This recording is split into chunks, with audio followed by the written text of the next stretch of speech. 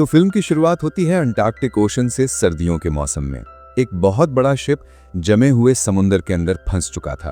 Captain हर मुमकिन कोशिश कर रहे थे कि वो इस जहाज को और अपने सभी के सभी पैसेंजर्स को सेफली इस इलाके से निकाल दें, लेकिन ठंड बढ़ती ही जा रही थी और यहाँ जिंदा रहना पॉसिबल नहीं रहा था। तकरीबन ऐसी ही बर्फानी तूफानी रात में इन्हें किसी आदमी के चिल्लाने की आवाज आती है।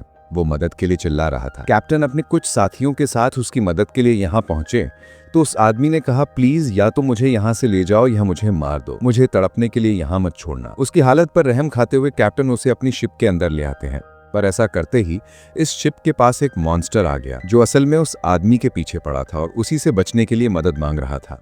इस टाइम बस इस मॉन्स्टर के भयानक हाथ और लंबा कद दिखाया जाता है और आते ही ये मॉन्स्टर इस शिप के लोगों पर हमला करना शुरू कर देता है। सभी उससे लड़ते हैं पर कोई जीत नहीं पाता। गोलियों का भी उस पर कोई असर नहीं हो रहा था। ये देखते हुए एक सोल्जर एक ताकतवर मिनी रॉकेट जैसी एक गन से उसके ऊपर हमला करता है, लेकिन मॉन्स्टर उससे भी नहीं मरता, बस इस शिप से नीचे गिर जाता है।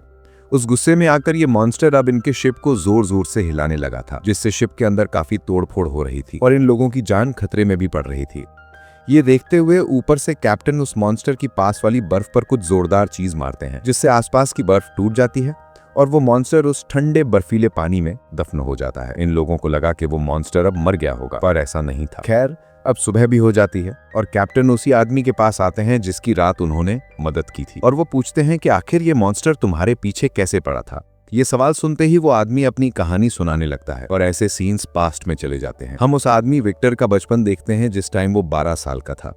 विक्टर एक बहुत बड़े साइंटिस्ट का बेटा था और वो चाहते थे कि विक्टर भी एक साइंटिस्ट बने, एक बहुत ही अच्छा डॉक्टर बने। साथ ही साथ अपनी और अपने डैड की बहुत मेहनतों के बाद विक्टर साइंटिस्ट बन भी गया और वो भी बहुत छोटी उम्र में। लेकिन उनकी साइंस का कोई फायदा ही नहीं हुआ। जब विक्टर ने देखा कि वो अपनी मॉम को नहीं बचा पाया, वो अपने डैड पर गुस्सा हुआ कि क्या फायदा है इस साइंस का जिसकी वजह से हम अपनी माँ को नहीं बचा पाए। उसके डैड उसे समझाते हैं कि किसी इंसान को जिंदा करना हमारे बस में नहीं है और यहाँ से विक्टर की लाइफ का एक नया सफर शुरू हो जाता है। उसने ठान लिया था कि वो कोई ऐसा रास्ता जरूर निकाल के रहेगा जिससे वो मरे हुए इंसानों को दोबारा जिंदा कर सकेगा। कोई ऐसा फॉर्मूला या कोई ऐसी टेक्निक ढूंढ ही लेगा जो उसके डैड को नहीं पता। सीन कट होकर हमें दोबारा प्रेजेंट का सीन दिखाया जाता है, जहां पर वो मॉन्स्टर जो कि पानी के अंदर दबा हुआ था वो दोबारा उस पानी से निकल आता है। हैरानी की बात थी कि इतने ठंडे पानी के अंदर रहने के बावजूद उसे एक छींक तक नहीं आई थी। उसको दिखाने के बाद सीन्स दोबारा पास्ट में शिफ्ट हो जाते हैं, जहां पर विक्टर अपनी कहानी सुना रहा था। विक्टर अपनी सोच पर काम करता रहा और इंसानों को जिंदा करने के तरीके ढूंढता रहा। साल गुजर गए। जब विक्टर 30 साल का हुआ तो फाइनली उसने बिजली के जरिए इंसानों के ऑर्गन्स का इस्तेमाल करते हुए इंसान को जिंदा करने का तरीका ढूंढ ही निकाला। अपने एक्सपेरिमेंट को लेकर वो बड़े बड़े बिजनेसमैन की एक मीटिंग के अंदर गया। वहां उसने सबको दिखाया कि उसने एक आधे इंसान को एक मशीन के जरिए जिंदा कर दिया था। ये देखकर वहां के सभी लोग डर जाते हैं, क्योंकि उन्हें लग रहा था कि विक्टर किसी इंसान को इस तरह जिंदा कर गॉड को चैलेंज देना चाह रहा है और अपने आप को गॉड समझ रहा है। वो विक्टर को ही बुरा भला कहने लग जाते हैं और फौरन उसे अपना ये एक्सपेरिमेंट बंद करने को कहते हैं। पर विक्टर वो एक्सपेरिमेंट बंद नहीं करता और अपने बनाए उस ह्यूमनॉइड की तरफ एक बॉल फेंकता है। वो ह्यूमनॉइड वो बॉल कैच भी कर लेता है और बोलता भी है।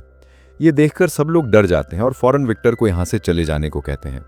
कोई भी उसके एक्सपेरिमेंट पर पैसा लगाने के लिए तैयार नहीं था। उस समय विक्टर वहां से चला जाता है और उसका बनाया वो क्रिएचर दर्द में तड़पता रहता है पीछे। कुछ लोगों ने तो उसकी रिसर्च और कामयाबी से इसलिए मुंह मोड़ लिया था क्योंकि उन्हें लग रहा था कि अगर विक्टर की रिसर्च के बारे में लोगों को पता चल गया तो फिर कोई भी इंसान मरेगा ही नहीं और ये दुनिया ज्यादा इंसानों से भर जाएगी। उदास विक्टर यहाँ से चला जाता है और फिर विक्टर को बुलाता है एक बहुत बड़ा बिजनेसमैन।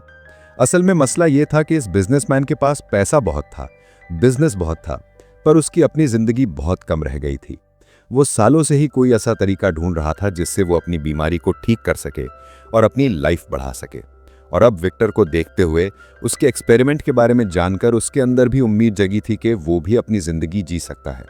वो बिजनेसमैन विक्टर से कहता है कि तुम्हें जितना पैसा चाहिए, जो जो चीज़ें चाहिए, दुनिया के जिस भी कोने से चाहिए, मैं तुम्हें सब ला कर दूंगा। तुम अपनी लैब बनाओ और अपना एक्सपेरिमेंट पूरा करो ताकि बाद में तुम मेरी जान बचा सको। विक्टर बहुत ज़्यादा खुश था। वो अपने भाई विलियम के घर जाता है उसे ये खुशखबरी देने के लिए कि वो अपनी एक लैब बनाने वाला है। उसका भाई भी उसकी इस कामयाबी पर खुश होता है और यहीं पर विक्टर की मुलाकात होती है एलिजाबेथ से, विलियम की वाइफ से, जो विक्टर को समझाती है कि साइंस और गॉड के दरमियान में एक लाइन है तुम साइंस के जरिए बस अपने एक्सपेरिमेंट पूरे करना, कभी भी अपने आप को गॉड मत समझ लेना। खैर, विक्टर अब बहुत दूर एक ऐसी जगह पर चला जाता है जहां पर कोई भी उसके एक्सपेरिमेंट के बारे में जान ना पाता। इस हवेली को वो आहिस्ता आहिस्ता से अपनी लैब में बदल देता है और चांदी के 2 बड़े बड़े एंटेनास भी मंगवाता है। वो जानता था कि उसे एक पूरे इंसान को जिंदा करने के लिए बहुत ज्यादा बिजली की जरूरत पड़ेगी और इतनी बिजली इस टाइम पर कोई बना नहीं सकता था। और पूरे इंसान को जिंदा करने के लिए उसने आसमानी बिजली का इस्तेमाल का सोचा था और ये चांदी के एंटेनाज आसमानी बिजली को इकट्ठा करके उसके एक्सपेरिमेंट को ही पूरा करते और उसके बनाए इंसान को जिंदा कर देते। विलियम, उसकी वाइफ एलिजाबेथ, जो कि उस बड़े बिजनेसमैन की भतीजी थी, वो भी विक्टर का साथ देते थे। उन्होंने ही मिलकर विक्टर के साथ ये लैब कंप्लीट करवाई थी। लैब के बनने के बाद विक्टर ने काफी एक्सपेरिमेंट किए पूरे इंसान को जिंदा करने के, पर वो एक्सपेरिमेंट्स में कामयाब नहीं हो पाया।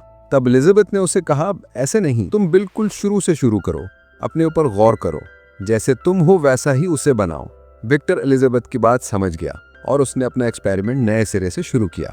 उसने अपनी बॉडी के मूवमेंट्स पर ध्यान दी और अपने बनाए ह्यूमनॉइड को मूव करने के लिए उसने स्केलेटन और मसल्स को कुछ तारों से जोड़ा, जिसकी वजह से वो अपने हाथ पांव हिला सकता था, चल सकता था। उसने अपने क्रिएचर के पूरे जिस्म में तारे बिछा दी। उसका स्ट्रक्चर पूरा करने के बाद अब विक्टर को जरूरत थी उसके अंदर सारे ऑर्गन्स लगाने की। अब वो विक्टर कहां से अरेंज करता? उन्हीं दिनों जंग भी चल रही थी। वो जंग के मैदान से बहुत सारी डेड बॉडीज उठाकर लाया और उन्हीं डेड बॉडीज के ऑर्गन्स निकालते हुए उसने बिल्कुल उसी तरह अपने ह्यूमनॉइड के अंदर वो ऑर्गन्स लगा दिए जैसे कि इंसान के अंदर लगे होते हैं। इस ह्यूमनॉइड को बनाने का प्रोसेस बहुत ही ज्यादा भयानक था। विक्टर ने एक एक डेड बॉडी काटी थी सही ऑर्गन्स ढूंढने के लिए। इस ह्यूमनॉइड के अंदर उसने किसी की आंख तो किसी का नाक लगाया था। आखिर जब वो अपनी तरफ से इस पूरी बॉडी को पूरा कर लेता है तो वो इसका नाम फ्रैंकेनस्टाइन रखता है। इस बॉडी के दिल को वो एक पावर मशीन के साथ जोड़ देता है जो बिजली के जरिए उसके दिल को जिंदा कर देती। बॉडी बनाने के बाद उसे बस इंतजार था तो बस एक गरज चमक के साथ तूफान का, जब आसमानी बिजली उसके चांदी के एंटेनास पर गिरती और वो एंटेनास इस ह्यूमनॉइड को जिंदा कर देती। उसने इस ह्यूमनॉइड का नाम फ्रैंकेनस्टीन रखा था। एक दिन ऐसे ही तूफान आ भी जाता है। विक्टर को लगता है कि आज उसका एक्सपेरिमेंट पूरा हो जाएगा और उसी दिन वो बिजनेसमैन जिसने ये पूरा एक्सपेरिमेंट करवाया था वो भी विक्टर के पास आ जाता है। विक्टर उससे पूछता है, देखो आज एक्सपेरिमेंट पूरा हो जाएगा, तुम मुझसे क्या चाहते हो?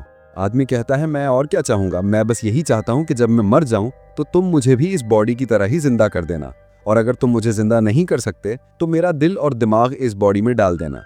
ये सुनकर विक्टर कहता है, नहीं, मैं अपनी बॉडी के साथ और छेड़छाड़ नहीं करूंगा। ये सुनकर उस बिजनेसमैन को गुस्सा आ जाता है और उन दोनों के दरमियान में लड़ाई हो जाती है। ऐसे ही लड़ाई में वो बिजनेसमैन भी नीचे गिरता है और मारा जाता है। आसमानी बिजली भी उन टावर्स पर गिर जाती है जो विक्टर ने बनाए थे, लेकिन उसके बावजूद भी विक्टर देखता है कि उसका एक्सपेरिमेंट नाकाम था। वो ह्यूमनॉइड यानी फ्रैंकेनस्टीन जिंदा नहीं हुआ था। विक्टर अब पूरी तरह टूट चुका था। उसकी सालों की मेहनत बर्बाद हो गई थी, इसलिए वो थक कर सो गया। सुबह जब उठा उसे अपनी आंखों पर यकीन नहीं आ रहा था। फ्रैंकेनस्टीन चल सकता था, उसकी आंखों के सामने खड़ा हुआ था। पट्टियों में बंधी हुई अपनी इस क्रिएचर को देखकर वो खुद ही डर जाता है। उसकी चाल चलन बहुत ही ज्यादा अजीब थी। जाहिर सी बात थी कि एक नॉर्मल इंसान तो था नहीं। तारों से जुड़े हुए क्रिएचर की चाल चलन ऐसी ही होती है। वैसे भी इसके जिस्म का हर हिस्सा तो किसी दूसरे इंसान का था। छोटे छोटे टुकड़ों में बटा हुआ ये क्रिएचर काफी भयानक दिख रहा था। विक्टर को खुद भी फ्रैंकेनस्टीन से काफी डर लगता था, इसीलिए उसने फ्रैंकेनस्टीन को एक खुफिया कमरे में बंद कर दिया। विक्टर ने नोटिस किया था कि इस बड़ी सी क्रिएचर का दिमाग बिल्कुल एक पैदा हुए बच्चे के बराबर है। विक्टर अब उसे बोलना सिखाता है और सबसे पहले उसे नाम देता है अपने ही नाम पर और उसके सामने बोलता है, आई एम विक्टर। और फ्रैंकेनस्टीन भी बिल्कुल उसी अंदाज में पर अपनी भयानक आवाज में बोलता है, आई एम विक्टर। हर गुजरते दिन के साथ विक्टर उसे आम इंसानों वाली लाइफ सिखाने की कोशिश करता रहा, लेकिन विक्टर एक बात भूल गया कि दिमागी तौर पर फ्रैंकेनस्टाइन एक बच्चा है और उसे एक बच्चे की तरह ट्रीट करना होगा। कुछ दिन गुजरते ही विलियम अपनी वाइफ एलिजाबेथ के साथ विक्टर से मिलने के लिए आते हैं और उसके आने पर विक्टर घबरा जाता है क्योंकि विक्टर एलिजाबेथ के अंकल को मार चुका था। विक्टर अभी एलिजाबेथ से मिलता नहीं तो एलिजाबेथ को तहखाने से कुछ आवाजें आती हैं। वहां जब वो जाती है तो उसका सामना हो जाता है फ्रैंकेनस्टीन से। वो उसे देखकर बहुत ज्यादा हैरान थी और विक्टर की कामयाबी पर खुश भी थी। फ्रैंकेनस्टीन को देखकर वो कहती है, तुम तो बहुत बड़े हो। और यहाँ फ्रैंकेनस्टीन उससे उसका नाम पूछता है और एलिजाबेथ उसे अपना नाम बताती है। एलिजाबेथ भी अब फ्रैंकेनस्टीन को चीजें सिखाने की कोशिश करती है। वो उसे 3 नाम बताती है, पानी, हवा और आग। विक्टर जब ये नोटिस करता है कि फ्रैंकेनस्टीन उसकी सिखाई बातें नहीं समझ रहा बल्कि एलिजाबेथ की सिखाई बातें समझ रहा है क्योंकि वो बच्चों के लेवल पर आके उसे समझा रही है, तो उसे थोड़ी सी जेलस सी फील होने लगती है। इसी गुस्से में वो अपने भाई विलियम के पास आता है और उसे कहता है तुम फौरन एलिजाबेथ को यहाँ से ले जाओ, जो क्रिएचर मैंने बनाया है वो बहुत खतरनाक है। उसी ने एलिजाबेथ के अंकल को भी मार दिया है। वो विलियम को एलिजाबेथ के अंकल की लाश भी दिखाता है और कहता है कि अगर तुम्हें अपनी और अपनी वाइफ की जान प्यारी है तो आज ही यहाँ से चले जाओ और मैं अपनी इस क्रिएचर को भी खत्म कर दूंगा। विलियम भी विक्टर की बात मानते हुए एलिजाबेथ को लेकर यहाँ से बाहर निकल जाता है और उनके निकलते ही विक्टर भी इस पूरे महल के अंदर पेट्रोल डालकर आग लगा देता है, जिसकी वजह से ये पूरा महल ब्लास्ट हो जाता है और विक्टर भी उड़कर बाहर निकलता है। उसकी टांग इतनी बुरी तरीके से जख्मी हुई थी कि पूरी की पूरी टूट गई थी और बस कुछ वेन्स के साथ ही बामुश्किल वो अपनी बॉडी के पिछले हिस्से से जुड़ी हुई थी। विक्टर की हालत देखते हुए विलियम परेशान हो जाता है और उसे भी अपने और एलिजाबेथ के साथ लेकर शहर चला जाता है। जिसके बाद सीन यहीं से कट होकर मूवी दोबारा प्रेजेंट में आ जाती है, जहां प्रेजेंट में हमें दिखाया गया था कि फ्रैंकेनस्टाइन पानी से सही सलामत निकल आया था और अपना बदला लेने के लिए वो शिप के अंदर भी चला गया था और उसने शिप के कुछ हिस्सों में आग लगाना भी शुरू कर दी थी। अब कैप्टन खुद फ्रैंकेनस्टाइन के सामने जाता है और उससे पूछता है, क्या विक्टर ने यानी तुम्हारे डैड ने जो कहानी सुनाई है वो सच है? क्या तुम वाकई में इतने खतरनाक हो कि इंसानों को मार देते हो? फ्रैंकेनस्टाइन कहता है, नहीं, वो आधी सच्चाई है। मैंने किसी इंसान को कभी नहीं मारा। हाँ, मैं ये जरूर मानता हूँ कि मुझे विक्टर पर गुस्सा है। मैं उससे बदला लेना चाहता हूँ उस चीज का जो उसने मेरे साथ किया। उसने मुझे चलते हुए महल में छोड़ दिया था। मैंने बहुत मुश्किल से अपनी जान बचाई और बेसमेंट के रास्ते से होता हुआ मैं बाहर निकल आया। वो रास्ता जंगलों में निकलता था। मैं जंगलों में कई सालों तक भटकता रहा। वो कहता है कि विक्टर ने तो कभी इस बात का भी ख्याल नहीं किया कि मैं एक बच्चा था। दिमागी तौर पर मैं उस दुनिया में कैसे जीता। मैंने मुश्किलें सही, जानवर तक मुझे देखकर डरकर भाग जाया करते थे। मैं बहुत अकेला था। जंगल में कुछ शिकारी मुझे देखते तो फौरन मुझ पर हमला करने लग जाते, क्योंकि वो मुझे शैतान समझते और मानते। ऐसे ही एक और मर्तबा कुछ शिकारी उसे देखते हैं जिनसे बचकर वो भाग नहीं पाता और शिकारी उसे गोलियां मार देते हैं। अपनी जान बचाने के लिए वो यहाँ से भागता हुआ एक घर के पास आता है और उसमें छुप जाता है। जब उसे होश आया तो उसने देखा कि उसके सारे के सारे ही जख्म भर चुके थे। फ्रैंकेनस्टाइन हैरानी से ये सब कुछ बता रहा था। वो कहता है, मैंने फिर उस घर में देखा। उस घर में काफी सारे लोग रहते थे प्यार से। मुझे भी एहसास हुआ कि मेरी भी ऐसी ही एक फैमिली होनी चाहिए। ऐसे ही लोग होने चाहिए जिनके साथ मैं बात कर सकूं। फ्रैंकेनस्टाइन देखता था कि कोल्डमैन अपनी ग्रैंड डॉटर को कुछ पढ़ाया करता था छुपकर। वो सारी बातें समझता, उनकी लैंग्वेज को सुनता, वो सीखता और उनके बिहेवियर को नोट करता था। फ्रैंकेनस्टाइन के दिल में भी ये उमंग जागती है कि वो भी इस फैमिली का हिस्सा बन जाए। वो देखता था कि किस तरह फैमिली के लोग अपने अपने कामों पर जाते हैं और घर की जरूरतें पूरी करते हैं। उसने भी इन लोगों की मदद करने के लिए घर की जरूरतें पूरी करने का फैसला किया। कभी वो जंगल से ढेर सारी लकड़ियों के बंडल तोड़कर लाकर इनके पास रख देता था, कभी वो हिरन का शिकार करके इन्हें खिला देता था। ये फैमिली हैरान तो होती है कि आखिर इनकी मदद कौन कर रहा है। तब ग्रैंडपा ये कहकर टाल देते हैं कि हो सकता है कि गॉड हमारी मदद कर रहे हों। खैर, कुछ अर्सा गुजरता है और ये फैमिली घर छोड़कर शहर जाने का फैसला कर लेती है, पर इनके ग्रैंडपा यही रह जाते हैं। पता चलता है कि ग्रैंडपा देख नहीं सकते थे, लेकिन वो सुन जरूर सकते थे और वो हमेशा से ये बात जानते थे कि फ्रैंकेनस्टाइन उनके घर रह रहा है। वो फ्रैंकेनस्टाइन को एक इंसान ही समझते थे और वो ये भी जानते थे कि हमेशा से फ्रैंकेनस्टाइन ही उनकी मदद किया करता था। उनकी फैमिली के जाने के बाद फ्रैंकेनस्टाइन उनके सामने आ जाते हैं और ओल्ड मैन उसे अपने फैमिली मेंबर के तौर पर एक्सेप्ट कर लेते हैं। वो जितना अरसा फ्रैंकेनस्टाइन के साथ रहते हैं, फ्रैंकेनस्टाइन को इंसानों की तरह जीना सिखाते हैं, उसे पढ़ना सिखाते हैं और इंसानों वाले सभी काम करना सिखाते हैं। एक दिन फ्रैंकेनस्टाइन सब कुछ सीख जाता है और ग्रैंडपा उससे बात कर रहे होते हैं। वो उससे पूछते हैं कि तुम कहाँ से आए हो। फ्रैंकेनस्टाइन ये सवाल सुनकर चौंक जाता है, क्योंकि इसका जवाब तो उसके पास भी नहीं था। ग्रैंडपा उसे समझाते हैं, तुम्हें कुछ तो याद होगा ना कि तुम आखिरी बार कहाँ पर थे। फ्रैंकेनस्टाइन कहता है, हाँ, जहाँ से मैं आया था मुझे वो जगह याद है, मैं वहाँ पर जा सकता हूँ। ग्रैंडपा उसे समझाते हैं, तुम वहाँ पर जाओ, तुम्हें अपनी लाइफ के बारे में पता चलेगा। उनकी बात मानते हुए फ्रैंकेनस्टाइन उसी लैब के पास आ जाता है जहाँ पर विक्टर ने उसे बनाया था। यहाँ पर उसे विक्टर के एक्सपेरिमेंट के बारे में पता चलता है और ये जानकर उसे हैरानी होती है कि वो पैदा नहीं हुआ था बल्कि बनाया गया था। और उसे यहीं से विक्टर का एड्रेस भी मिलता है और वो सोच लेता है कि वो विक्टर के पास जाएगा और उससे रिक्वेस्ट करेगा कि वो उसी जैसा एक और क्रिएचर बना दे जिसके साथ वो इस दुनिया में रह सके, सर्वाइव कर सके। अपने बारे में जानने के बाद वो फौरन ही ग्रैंडपा के पास जाता है उन्हें ये खुशखबरी सुनाने के लिए कि उसे अपने बारे में पता चल चुका है। पर वहां जाकर क्या देखता है कि भेड़ियों ने ग्रैंडपा पर हमला कर दिया था और ग्रैंडपा बिल्कुल मरने की हालत में थे। ये देखकर वो बिल्कुल टूट गया। उसने ग्रैंडपा से कहा, आप मर नहीं सकते, आप ही तो इस दुनिया में मेरे अकेले साथी हैं। इनकी बातों के दौरान ही यहाँ पर ओल्ड मैन के बेटे आ जाते हैं जो फ्रैंकेनस्टाइन को एक मॉन्स्टर समझ लेते हैं और पीछे से ही उसके ऊपर शूट कर लेते हैं। उनसे बचने के लिए फ्रैंकेनस्टाइन भागता है और बाहर आ जाता है और ये आदमी उसके ऊपर इतनी गोलियां चलाते हैं कि आखिर वो गिर जाता है। इन्हें लगा था कि वो मर गया, पर वो सिर्फ बेहोश हुआ था। अगले दिन उसे दोबारा होश आ गया, लेकिन अब ग्रैंडपा भी उसके वहां नहीं रहे थे। उनके बच्चे उन्हें यहाँ से ले गए थे। फ्रैंकेनस्टाइन अब जानता था कि उसे क्या करना है। उसे विक्टर के पास जाना था। विक्टर का एड्रेस उसे पहले ही मिल गया था। सफर तय करते हुए जब वो विक्टर के पास पहुंचा तो उसने देखा कि विक्टर और उसका भाई विलियम पार्टी कर रहे थे। ये देखकर उसे गुस्सा आ गया कि वो इस दर्द में जिंदगी गुजार रहा है और विक्टर अयाशी की जिंदगी जी रहा है। इस गुस्से में वो विक्टर पर हमला करता है और कहता है कि मैं तुम्हें मार दूंगा। विक्टर विक्टर भी उसे कहता है मैं यही चाहता हूँ कि तुम मुझे मार दो।